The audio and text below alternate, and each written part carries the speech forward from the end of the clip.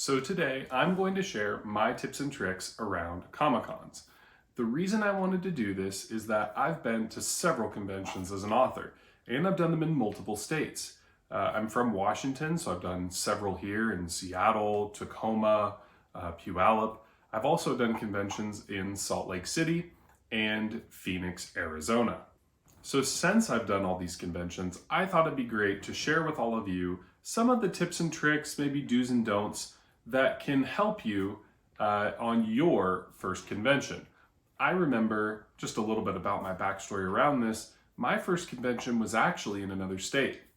The reason I had done this was because it was 2021 and it was hard to find large conventions. I really wanted to go to a big convention to share my books. I had launched my first book in 2020 and obviously there weren't any in-person events. Going into 2021, around September, I had just finished my second book and I thought it'd be great to be a part of a convention, and the only one that I could find that was large was FanX in Salt Lake City. So I ended up going to that convention and I had an absolute blast. But I will admit that doing one out of state where I had to fly did teach me a few lessons. So for everyone out there, now that conventions are back on and you can get into them and it's not such a tough fight to find them, I think it's safe to say that I can share some tips and tricks that hopefully you can learn from, so you either A, don't make some of the same mistakes I did, or B, can just take your booth and make it that much better. So tip number one is bring a buddy. If you have the ability to bring someone with you, it really makes a huge difference for load in and load out. It also helps when you need food or a bathroom break, or honestly, sometimes you just want to chit chat with someone you're familiar with, because these conventions get very long. Really, when you sign up for them, it seems like, oh, this is going to be such a blast. It's so much fun, and it is. But if they're a 3-day, or in Seattle's instance, a 4-day convention, it's pretty taxing. You're getting in there at, let's say, 8:30 in the morning, and you're not leaving sometimes till almost 8 at night. You get food after. It really can be a Groundhog's Day experience where you're really just waking up, doing the con, crashing, waking up, doing the con, crashing, and it can be very taxing. So having a buddy makes a huge difference. For the load in, load out side, it's huge. You're gonna find that as you do more of these shows, especially if you're an author, there's a ton of books which are very heavy. You could have signage or art. A lot of people use the gridded cubes. I personally use those myself too. There's a lot to display, and if you don't have help, it can take a long time. I've done shows where I've set up myself, and I definitely prefer having a buddy. So that would be tip number one. Tip number two, prepare proper inventory. Now, if you're new to conventions, this can be a bit of a tough go. It's not easy to decide, well, how many books do I bring? I remember hearing from one person that they had conventions that were 3 days long and they maybe sold 15 books. Then I talked to a friend from Kansas City who had just done a convention and he said he had sold 50 books. And I'm glad he had said that because I really wasn't sure what to do. And at my first show, I ended up bringing just a little over 70 books. And over the 3 days, I was fortunate enough to sell them all. It felt very good. In fact, I was kind of down to the wire, and luckily the last one sold. It was a really exciting experience, but it doesn't always happen. As fun as that was, I've had shows where the first day I only sold 13 books, and that was in Phoenix, a very large city. Now, luckily the last 2 days I really ramped up and made a big difference, but it was tough. And at Washington State SummerCon, where I had one of my best weekends ever on Saturday and Sunday, the first day on Friday, I only sold 2 books.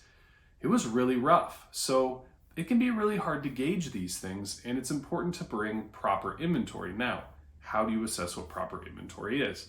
If you're an author and you have books that are not extremely large or very expensive, well-priced books, I'd say that if you're in a multiple day convention, bringing 50 isn't a bad idea, at least. If you're at a 1-day show, I think 20 to 30 is a good number, as usually my average is about 20 to 30 every day at most shows, somewhere in between that 20 to 30 number. It's pretty rare I have a big day. My biggest day ever was at this last year's Emerald City Comic Con, where I had sold 53 books. But that's a big rarity, and that's an extremely large show. So I would recommend around 20 to 30 books as an author per day is kind of a good assessment. And also one thing I've learned over these shows is if they're local, I bring just about every book I have, simply because I want to move as much inventory as I can, and I can bring all that home and it's not a big headache to me. But if I'm doing one out of state, I definitely don't want to do that because books are heavy, the shipping cost is expensive, and so I usually use about 30-day average to propel myself forward, and that seems to be a good number, as at all the out-of-state conventions, I've never done more than an average of 30 per day. I know at Salt Lake I did around just over 70, and I believe in Phoenix I was somewhere in the 80 range. So again, none of them have crested over 90 out of state. So that number I think is a good assessment. And also, let's say you have a tough con, you don't want to be shipping back hundreds of dollars in books if you can avoid it. The ability to consolidate them down is really good. So really scale your inventory properly before you go to these conventions, and also understand who's going to be there. At some shows I'll bring less books. For instance, at Tacoma, it's more of a comic book convention and not really as much for authors. I do like being present there because I think it's a great show, but I scale my inventory back at that show because it's only one day, and really there's not nearly as many people looking for the type of content I have, so I scale my inventory accordingly. And that brings me to number 3. Understand your shipping. It's really important to understand how best to ship your inventory and all of your displays. Having done 2 out-of-state conventions, I can safely say it's really important to have your stuff packaged properly, and not just to get it to the show, but also remember that you have to get it back from the show. One big mistake I made after my first show is that I had gotten rid of some boxes that helped hold my roll-up signs. And for whatever baffling reason, I didn't bring them with me to the show. And generally at the shows, they have drop ship options so that you can leave things with them and they'll ship them out. I've done this at Salt Lake and Phoenix without any issues. But on the first show, I didn't have a box, and my poor wife was driving all over. Actually, she wasn't driving. She found one of those like renter scooters and was going all over town trying to find a specific box. And then by the time she got back, she was pretty tired and frustrated trying to go all over town to find just the perfect box. It's kind of a funny story we share, but I will say that if you're going to do these out-of-state cons, make sure you understand your shipping. It's huge to know how much it's going to cost you, what products you should ship. And for instance, in my bigger display box, I have a giant heavy-duty tote, and that heavy-duty tote allows me to ship everything for my displays very safely. They don't get, banged up or broken. I've never had that issue, surprisingly, with these giant big totes. They're like the big black totes with the red lid. I will say also, when you decide to ship things, understand what it's going to take to carry these items. So I have one of those carts that can roll. It's collapsible, and you expand it out and you can put all your stuff in it and roll it. I tend to find those actually work better than hand trucks, especially because you're going to have to take multiple trips. When you load in and load out on every show, it's just inevitable. And when it comes to that cart, it's really helpful because originally I had these big totes that I bought that had wheels, and I thought, it'd be so great, I can lift it up and roll it. It was a terrible idea. They get really heavy with all the stuff you put in them. The wheels don't work very well.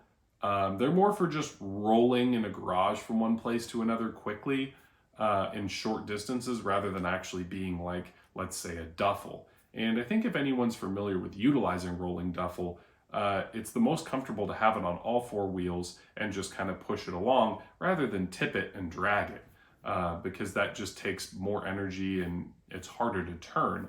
So I would recommend getting one of those carts, and then make sure that when you're shipping your equipment, you find totes that can fit in one of those carts. And you'd be surprised at how much weight they hold. So again, make sure you understand the way you're going to have to ship your items to and from the convention if you're going out of state.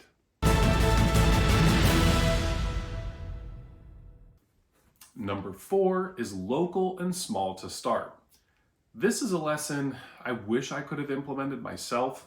Unfortunately, the downside is that based on timing, I didn't have that opportunity and I was obsessed with doing a convention. I just had to do it.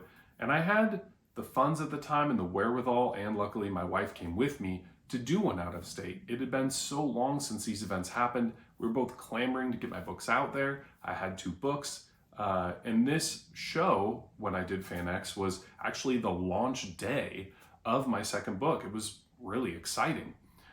So we, ventured and learned quite a bit. And I'm fortunate that the staff at FanX is exceptional and they did a great job helping me out. I was really surprised at how honest and helpful they really were at every step of the process. It was great. And so that made it a lot easier. And the show wasn't too huge. It was 3 days, but it wasn't massive. It was big, but it wasn't massive. It wasn't like Emerald City Comic Con with these multiple floors and multiple buildings. It was a very easy show to load in and out of, and it was a very smooth experience, and I was fortunate for that. But if you're new, I would recommend, now that all the pandemic stuff is over, that you just focus on small and local first. It's good to learn those lessons in little places where you can figure out your pricing, your audience, your pitch, how you want to do your displays, how to adjust, and you'll actually be more likely to make money. There's a friend of mine who does these shows a lot. He's from Kansas City. I'll show his book here so you know who he is. But me and him had a really good collaborative session talking about this stuff. And one thing he definitely agreed with me on is that small can actually be better. You're more likely to turn a profit. It's very rare that I've turned a profit at a big show. In fact, the only show I've actually turned a profit on that was a big show is this last one at Emerald City Comic Con, and it took me 3 years to get to that point. At FanX and Phoenix, I didn't. After flight and everything else, and the fact that at Phoenix I was donating my proceeds for a specific charity I wanted to do that meant so much to me, I ended up not turning a profit at those shows. And it was fine. I understood early on that the first 2 years for me at these shows was going to be a learning period, and I didn't expect to, make a bunch of money. And I had also saved up money, so it wouldn't hurt me either way. I just looked at it as a marketing investment. But I would say that for your starting shows, start small and local, so that way you actually can build some money that you can continue to use. This is the pivot I've made, is now I look at the shows as a way to continue to fund more shows, and I just want the momentum to keep going. If I can just make enough to keep the shows going, it can pay for itself. I'm an indie author. I don't make boatloads of money. And so when I try and be realistic about it, I decided, the best thing I could do was really try and pivot into making these shows create momentum for themselves and fund themselves. And that's the pivot that I've taken now. So if you're small and local, your booth could be anywhere from, let's say it's a small little pop-up market at $50. It could be a really small show that's maybe $100 or a couple $100. And those booths, if you're selling a lot of copies, can actually make you money. Whereas, for instance, at Emerald City Comic Con, I'm paying $800 for my half of a booth that I share. And that's another thing to know too, is that if you can share a booth with someone and you have the space, I would highly recommend it. You end up playing off of each other and being able to pivot people one or the other. For instance, I share a booth with author Frank Morin at Emerald City Comic Con, and what that allows us to do is he has more epic fantasy and some YA fantasy, has some different material than me that's still similar, whereas mine is shorter and kind of pulp driven. So if one person's looking for what I have or somebody's looking for what he has, we're able to play off of each other and give each other some business, and the booth overall works really well together. So I would recommend that if you can actually get someone to share a booth with you, that can also be huge. But again, if you want to just start off and learn and go through those growing pains without worrying about, having anybody know about it in the future, which I totally understand, I would recommend staying small and local so you can at least make a little bit of money and make those mistakes, and not such a huge platform where one little mistake can be just so heavily magnified that it can be very difficult to pivot from that. So that would be how I would explain that rule. Tip number 5, make your booth an experience. I have a few different things that I've grown over the years as far as different, I guess you call them multimedia options. My booth in 3 years has grown quite dramatically in what I sell and what I do to get people to come over and take a look. A few examples this year, if you've watched my video on Emerald City Comic Con, I had 3D printed miniatures that actually were characters from my books. In fact, I have one over here. This is Peregrine. She is the forest witch with her conjuring staff, cauldron, and all the cool little different pieces of her outfit. I was able to make 4 of those, and I had them packaged. I packaged them myself, but they were custom packaged. They came with character cards. They were cool little trinkets that if people didn't purchase them, they at least came over and took a look at my booth. I also have quite a bit of artwork. So this year I had a huge tower of artwork that showed off all the different art I've gotten over the years. Every single piece of custom artwork that I have was on display at that booth. Now, the reason that I'm talking about this custom art, these custom figures, all these different little things, I actually even have bags that are custom printed with a message with my characters and QR codes to find all of my different social media avenues and website. All of these different things I'm bringing up are to let you know that if you can have an experience at your booth, if people can come to your booth and they can see the artwork and see all the different things that you have and pick up your book, and they feel that they're really getting an experience coming to your booth, it makes a big difference. And it doesn't have to just be the type of items that you're selling. It can also be how you lay the booth out. A lot of times you'll see just a table with some books on it. And sometimes that does work very well as readers, look over, see a book and come and read it. I know people who have done a minimalist design, but personally from my own experience, having done so many of these conventions, if you want to be successful at big and small shows, if your booth feels like a big time experience, you have the banner signs behind you with your cover and your name, you have, a good tablecloth, you have, the books displayed in a way that's interesting. I'll give you an example outside myself. Frank Morin, who I share a booth with, he had these really cool 3D printed dragons. Now, again, if you don't have access to someone who has a 3D printer, because I luckily did, you don't have to go that route, but he also had bookmarks and stickers, and he would fan his books out and actually build them in these cool little stacks. And people would see this, stack of books, and they would come over, and it wasn't just a stack. He would have them actually sort of layered on top of each other, like a big round, book brick, tower or cylinder. And it's, very attractive to the eye, and it gets people to come over and look. When you take whatever steps you can to make yourself more intriguing as a booth, people are more likely to come over because, one, it's going to catch their eye. And the second is that they're going to feel like they're really getting a cool experience that they can't get anywhere else. You have to remember that when people come to these comic conventions, they're looking to get an experience. It's not just about being able to buy things. It's about dressing up as their favorite characters. It's about meeting with other people who like the same thing. And it's also about finding new things. When you're a fan, and as someone who's been a fan before I had my own booths, it's really cool when you get to meet someone and you have that special moment where you're like, this person's sharing their art with me, I'm supporting them. And not only am I supporting them, I'm supporting them in a way that feels like I'm on the ground floor, like I'm investing in them. And then as they, grow and their booths get bigger and you repeatedly see them, if your booth becomes a bigger and better experience over time, that's really exciting for people too. They feel like they were a part of your growth. So it's really important that whatever steps you can take, and again, I'm not saying you have to have a ton of expensive things at your booth to be an experience. It could even just be stacking your books in a unique way and having a nice tablecloth that you buy on Amazon, which they're very affordable.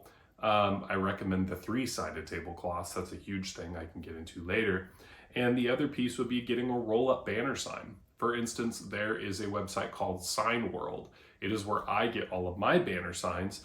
They come, fully assembled, shipped right to your door in, maybe a couple weeks at most.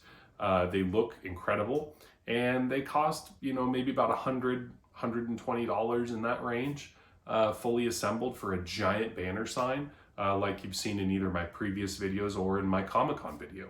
It's a great way to make your booth stand out. So whatever you can do to create an experience for people, and that also goes for the way that you talk to people and interact with them. The way that you tell them about what you're doing and let them inside your inspirations. Feel free to share all those cool things that maybe you didn't want to share with friends and family because you felt a little awkward. Maybe they aren't into the same fantasy or horror or sci-fi things that you write or superhero fiction. But these people at this show, they want to hear from you. So I think it's important to give that back as well from a service perspective, is knowing that people are coming to see you and they really want to hear everything about your stuff.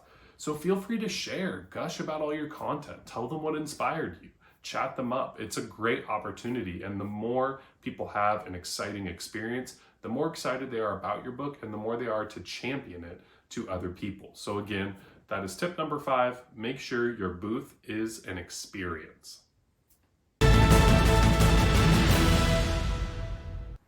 Tip number 6, don't be afraid to adjust.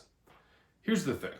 You're going to find out when you start doing these shows, if you haven't already, that every show is a little bit different, and the people who come to see the shows have different tastes. I've had unique experiences at all of them. Here's a few examples. I have said before in videos, and this one included, I've talked about sort of a 20 to 30 day average for sales, but I've had shows where I've had as low as 2 books in one day. Now, luckily that didn't carry over, and the rest of the con took me over the top and got me into back of my average, but I've had bad days. The first day at Phoenix Comic-Con, I think I'd only sold maybe like 10 or 13 books on the first day, which was a pretty rough day. It was probably the first time I'd ever had that low of sales. And I also didn't get the opportunity to pitch. We were in an author section. It was Friday through Sunday. And, people were just not really turning into our section. There was a lot of other stuff around us that was more superhero based. We were all the way at the end. And so it got really tough. We just weren't getting the traffic, and we had to create ways for people to come over. And there was somebody, she actually has a channel, her name's Amber. She has a channel with Randy, they're an author and editor, and they're called The Right Advice. And she was talking to us, and, we came out with a cheer. So anytime anybody would, get a new reader and make a sale, we would all have a big cheer, and we would congratulate them. And this over time actually got people to walk into our aisle because they were like, what is all this cheering going on here? And it was pretty funny, but it honestly worked. It helped drive people in, because once we had people with the foot traffic in our aisle, we all did well. But initially it was really rough. For instance, I've had signage that didn't work, and I had to switch it up. I'll give you this example. I had signs out that showed a price list, and it detailed all the different breakdowns of every single little item. And I put it out in 2 different spots. Nobody read it. Nobody looked at it. It's pretty rare, honestly, that people pay attention to your prices. They're so overloaded with information, and they're so overloaded with visual stimuli that it's really hard to hone in or even just remember things. I mean, it really is sensory overload in these conventions because there's just so much going on. So a lot of times people will just say, hey, how much does this cost? What's the price? So I ended up just taking those signs out. They didn't really matter. I generally do put price signs out because I think it's important to let people know what your stuff costs. That's just kind of how I feel. Maybe it's because I used to work in retail. But this is an example of pricing being a good thing. I tend to focus now, instead of having a price list, of having individual pricing on items. So I'll have a set of items that's all kind of the same. Let's take, for instance, my posters. My large posters, I made sure to put the, $15 badges on them for how much they cost. And the reason I did this is the first day of Emerald City Comic-Con last year, people were coming up to my booth and they didn't actually think the posters were for sale. They thought I just had the artwork displayed to let people know about the book, because the way I had it is I had this big L tower and it had the books and then all the art in this big sort of giant L that it sat on around it. And so people were coming up, and then when I would talk to them about either a giveaway of the artwork if they bought a certain number of books, or that the artwork was for sale, they were surprised. They didn't realize the artwork was for sale. And so when I came back on Saturday, I made sure to print out little badges that were red with white font, very bright, and I just stuck them onto the different places so people would know that I was actually selling these items. And lo and behold, I sold some of those items. Sometimes people don't know if something's actually for sale. That also happened with the minifigs as well. People weren't really sure that they were for sale. They thought they were just a cool display to let people know, hey, these are these cool characters. How awesome is this? So I made a sign on the, I made it in the con on the spot. I always keep extra signs. They're like these chalkboard signs that author Tabitha Shipley uses at her booth. And so I took that from her booth. She's got some awesome content. And so I was very happy to have that idea from her. And so I wrote down, RPG minifigs, and I put it there. And then when people saw, oh, these are RPG minifigs, I know what they are. And then there was a price next to it. They actually bought them. Whereas before, people weren't really buying them because they thought they were just a display. So again, it's important to have extra signage available to you so you can adjust. Also, this year I couldn't do it as much because my booth display for my art and books was so massive. But one thing to be ready for is to change up the size and shape of your display at times, if it's not too overwhelming. Sometimes you'll have such a big booth you really can't, and that's okay. Just make sure to, in your head, mentally check what worked and what didn't. But you have to be ready to adjust. You have to be ready to know that, hey, maybe something's not really catching people's eye, and I have to find a new way to get them over to my booth. And I've had to do that at almost every single show. I've had to adjust in some way. Another positive example would be that at my first show at FanX, I was starting to dwindle down in my number of books, but you couldn't really tell.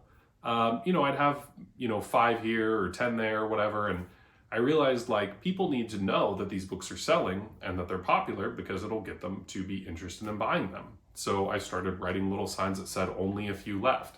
Then I put only 5 left, then only 2 left. And literally I came down to my very last book and I put a sign that said last one, and I put it in there. And somebody looked from across the alley or the little aisle. They looked over, they saw the sign, they read it, and then they talked, I believe it was a guy, and he talked to the girl he was with, and then he looks back, and then he walks over and he's like, all right, I'll buy it. And so that was my official sellout. I've never had a sellout since then. It was so random that I was able to actually perfectly estimate the number of books I sold. And it was literally a minute after the show was technically over. So it was really cool. But putting that signage up is what took it over the top. If I just had the books out there, there may have been people who were like, oh, okay, cool books. But when they see oh, these are selling, clearly this is something people are interested in. It can make that decision come over the top, and it'll take them over the top, and then they'll be more interested in trying out your material. So that is what I would say to make sure you do, is always be ready to adjust.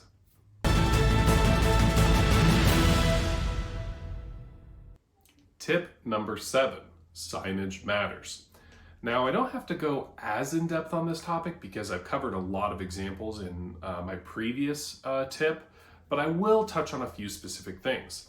If you have different promos or giveaway or bundles, if there's a way that you can let people know, it does help. I'll give you an example. At my booth, I give away free artwork if you buy a certain number of books to encourage people to pick up more of my content. I also sell the art individually. But if I don't tell people that there are those bundles, they may not even come over to the booth, and letting them know can get them to stop by. I have a sign that I've written on my booth and it says, ask about free art. I put it in a couple key locations where people's eyes tend to go. And I have had people come up to my booth, look at that sign or see it from a distance, walk over, and then decide to buy my books because they found out that I'm giving away free art with them. Another example of some signage that really worked out for me is signs that specifically cater to each book. So in front of my books, each one has a quick summary of what that book is. This is actually a tip I got from another YouTuber who used to do Emerald City Comic Con quite often. I had actually bought his book. And when I was looking up different tips on how to build a Comic Con booth, I had found his videos. They were really, really helpful. I can't remember his name. If I searched long enough, I could probably find it. But he had this sort of blue and purple banner art, and he had these comic books he made that were hardback. They were really, really cool. And he had a video talking about these little brief descriptions where it would just be 1 to 2 sentences that quickly summarized what the book was about. And he had it for 2 reasons. One was that sometimes he would get tired of explaining, and so that could explain it for him. And the second was that people could see it, and if they didn't know his content, they could quickly understand what that book was before they even approached him and asked for the synopsis. People will do that. They'll come to your booth and they'll ask you about what your book is about. So what I have is each book has its own specific sign. For instance, in front of The Fear of Montcroy, which is my horror thriller, I have a sign that says, Castlevania meets The Departed in this horror thriller.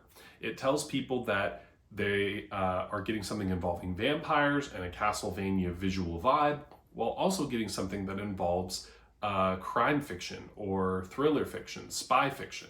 I have that story be a blend of a sleeper agent thriller with a horror vampire setting. And so when people see that, they come over. Now, they may not know necessarily what Castlevania or The Departed is specifically, but I will say that having utilized this sign, I have so many people come over, look at that sign, and buy the book specifically because of it.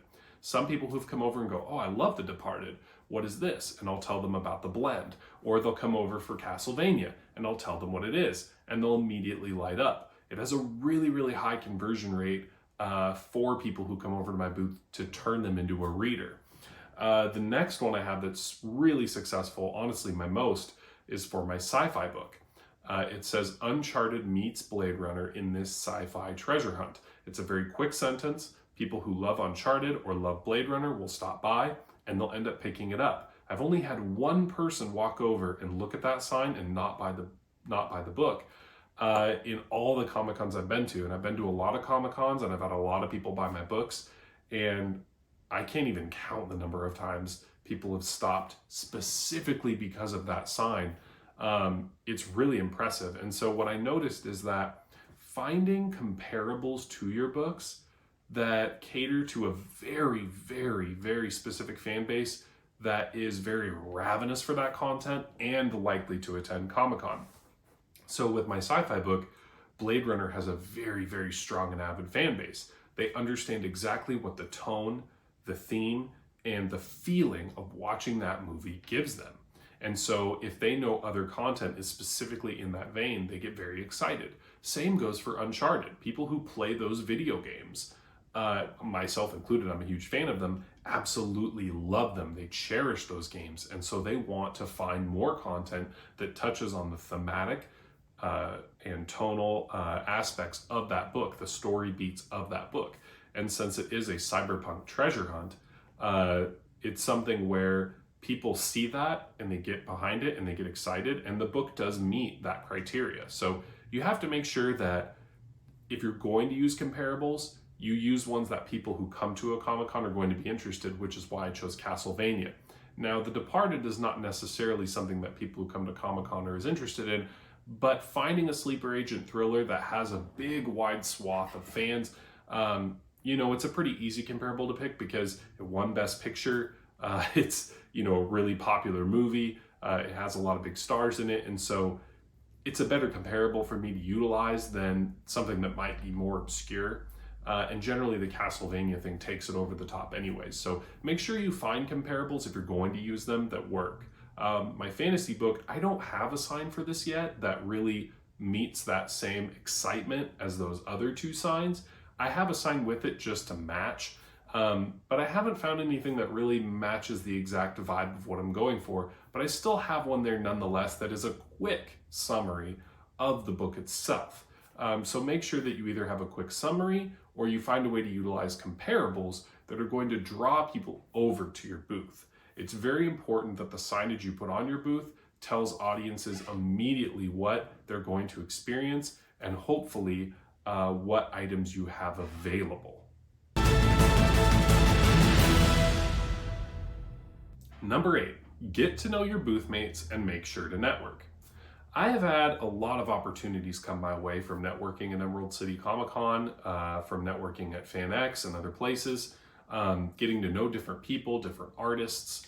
It's been a very, very fun experience, and it's been a very important experience. I've gotten, the artist for my newest book from a Comic-Con. I was talking to someone at a Comic-Con and a nearby booth tipped over. It happened to be the exact art I was looking for, and when I helped them rebuild it, I looked at this booth and I said, wow, this is exactly what I was looking for. Had I not been walking around the floor and networking and talking to people, I would have never found Christian Angel.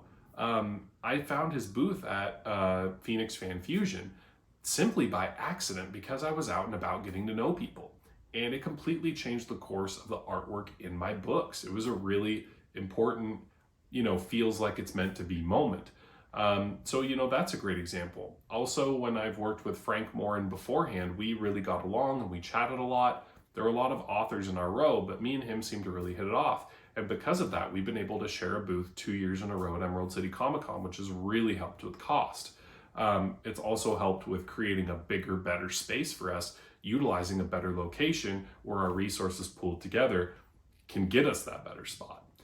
So it's important to get to know people around you. Also, people may send people to you if they find out what your stuff's about. Also, for me personally, I'm a fan of a lot of content, so I get to go out and meet people that I'm really excited to meet. I got to meet Todd Lockwood and give him a copy of my book, which was really exciting. You get to meet all these different people. I met Timothy Zahn at Washington State SummerCon, and I got to share my books with him. And he's such a legend in sci-fi with his Star Wars fiction. So again, there's a lot of these really, really cool moments that you can have for yourself that you can help not just to build your network, but also to have a great experience yourself, because most people making this content are fans too. But it also works from a business perspective. It's important to get to know everybody around you because they can watch your stuff while you're gone. They can help you out. Frank and I can take turns if we need someone to cover our stuff. I've, sold books for people that are my booth mates. I almost make it like a mission. If I have to watch people's stuff while they're gone, I always try and see if I can sell one of their books while they're gone. It's just a fun little thing to, feel like you're really helping them out. And it's a really cool little achievement. So, you can share back and forth. If, your booth mate has something one reader's interested in, you can sort of pass them off and they'll likely do the same for you. It's really important. And I've made some incredible connections. Randy and Amber at The Right Advice, they're such incredible people. And I met them simply because I was willing to get to know people outside of my booth. And every night after the Phoenix Fan Fusion, we would go grab dinner and we would chat. And they were such incredible people. And it was so cool because I came there by myself. I had nobody with me. It was either hang out with them or just go sit in a hotel by myself, which, isn't really that exciting. And I got to meet these really cool people that now I consider friends. And it's just been so exciting. So get to know your booth mates. It makes the experience that much better. And you'll have moments you'll never forget. And you also have people you can partner up with the future to do either cool projects or be able to share a booth. This brings me to tip number 9, giveaways. I think it's important to have things at your booth that people get with the books they're buying. Very few people come to my booth and only buy art or only buy the minifigs. Generally, they're there to buy the books, or once they come to my booth, they choose to buy the books. I've had a few people at every show who will just buy some artwork, but it's generally pretty rare. And I think the giveaways can also take your sales over the top, as they can convince people to try more of your content. For instance, I have 3 books now. And so if somebody buys 1 book, they get a small piece of art, 2 books, a medium, and if they buy all 3, they get a huge full-size poster of Christian Angel's beautiful artwork from the Fear of Montcroy. So it's a really awesome opportunity for those readers to get something special they can't get anywhere else. And also a really cool opportunity for them to have an exciting experience because they feel they got something special for going there. Another thing I advocate to people now is that if you do a convention, utilize a newsletter sign up, and giveaways are a great way to get people to want to sign up for your newsletter. I know Frank gives away stickers. I've seen people give away bookmarks. I've seen some people actually have a QR code that gave away a preview of their book or gave away a short story. And if you signed up for, the newsletter, they would give them a little card that had the QR code for the short story or a preview. And so for people, it was really exciting to be in a situation where they felt they were getting a unique experience only at that booth. And giveaways really create that for people. If you don't have giveaways, it's not the end of the world. And there are inexpensive giveaways you can make. I don't recommend creating, really over the top stuff because that can cost you a lot of money. Your giveaway should always be within the margin of your book to cover and then some. If you're giving something away, you don't want it to be something where, you're losing money or breaking even unless that's your early strategy, which I totally understand and empathize with if it is. But I will say that you want to be able to, make some money on that. But there are giveaways you can utilize: stickers, buttons, bookmarks, art prints. If you have a cover, you can just do a nice cardstock art print of the cover without the words on it. Most people who are in the fantasy sci-fi space that are looking to be at cons generally have such an artistic cover that I would assume if you don't have the words on it, it would probably be a cool print to give away. Or you can utilize that to make bookmarks. So there's a lot of different things you can do to really make people feel they got something a little more special than simply just the book. And there are very inexpensive ways to do it that are not going to break the bank for you.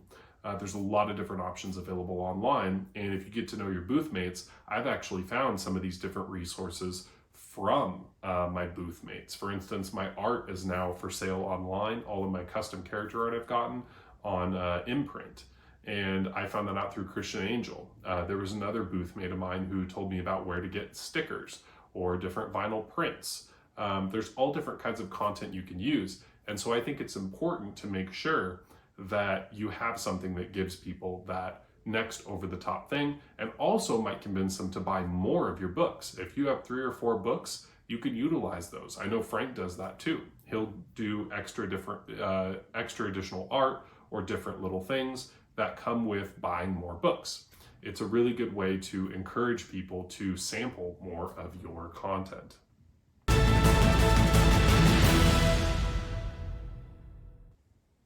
And my final bit of advice: don't get discouraged and focus more on your pitch than your sales. If you're new to this or you're at a show and you're having a tough time, take a step back. I've had this myself. I've had tough days where I've sold few books or I felt like I didn't get to pitch my books, and it was really hard. It was frustrating and defeating, and you're in this tiny little space and it can really be demoralizing. It's very hard, but you got to understand that there's so much content out there. There's so much grabbing their attention. Don't take it personally. Just understand that really, you just want to focus on giving the best pitch you can because you want to focus on getting an interaction with someone, and don't get discouraged. Just try and focus on, this person was excited enough to see my booth, look at my book, stop, pick up my book, and listen to me tell them about it. Some of my sales have come from people that I've just said, hey, I love your shirt, and then they hear about my book. Or people that have, walked by and they kind of stopped, and I was like, well, come over here and try it out. Don't be afraid to hand them a copy of the book so they can read it. Give them time to read it. Create something that drives excitement for them. And again, that's something you have to understand is don't be discouraged if you're not selling a ton of books, because you're going to get to give pitches. People are going to want to hear what you say, and they're not always going to want to buy it. But understand that those pitches and that interaction, use that as your fuel. Use that as the reason that you keep going, because eventually you're going to make enough of those interactions where people want your material and they get excited and they decide to buy it, that it then means that much more. So I would make sure that you focus on that. And one little final postscript thing I'll say: have an email sign up for your newsletter. I didn't do this for multiple shows, and I think it's important that you understand that having those newsletters are huge. It'll take you a little while to figure it out, and there are definitely better author newsletter videos that I would say you should check out. For instance, Bethany Atazadeh has one of the best ones. She's so incredible at delivering tips and useful information. But make sure when people come to your booth that when you tell them about your product, if they pick it up, even if they don't, like I said, about this last tip where don't be discouraged if they're not buying, maybe you could ask them to be a part of your email newsletter and learn more about it. It's important to gather that information because it's a way to get messages out to your readers. It's something I missed out on. Had I been gathering an email newsletter, I would have had hundreds of people on this thing. And even now, sometimes I forget to do it.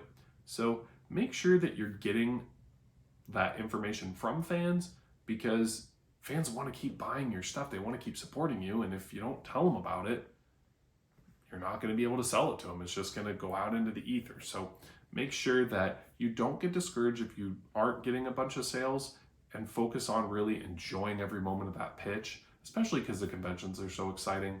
And then make sure that when those fans do come over, that you find a way to be able to touch base with them again because you're going to make more content and it's not fair to the fans to not know about it. And it's not fair to you to not have an opportunity to share that message.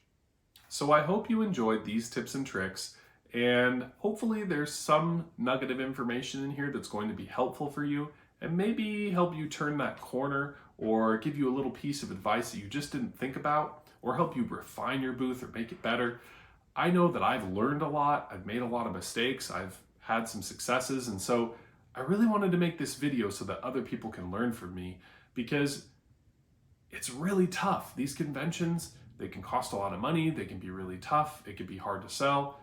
It's a big undertaking. And so I really want to share this information so that people have an opportunity to hit the ground running and learn from all the little things that I kind of made mistakes on so that they don't have to go through them because especially if you're not home, you're far away from home in another state, it can be really tough if things go wrong for you. So hopefully this information has been helpful and I've been able to shed some light on some different things that you might be able to try at your next booth. Thanks. And good luck out there at your next Comic-Con.